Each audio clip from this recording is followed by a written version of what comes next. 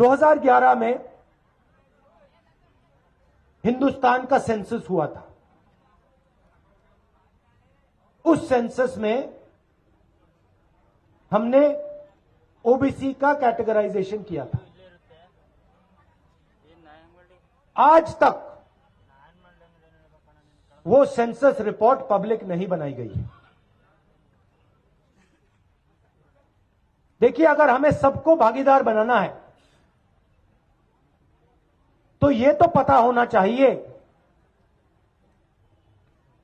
कि कितनी आबादी किसकी है। ओबीसी की कितनी आबादी है, दलितों की कितनी आबादी है, आदिवासियों की कितनी आबादी है। ये पहला कदम है।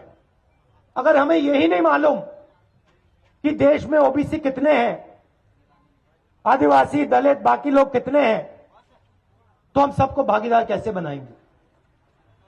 तो पहला कदम, अगर हम देश में ओबीसी को आगे बढ़ाना चाहते हैं,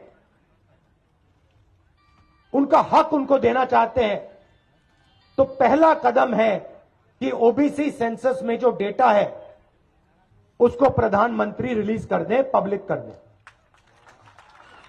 और मैं आपको गारंटी दे देता हूं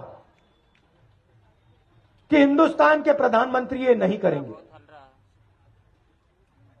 क्योंकि वे सचमुच में ओबीसी का भला नहीं चाहते हैं। और कांग्रेस पार्टी ये काम एकदम कर देगी।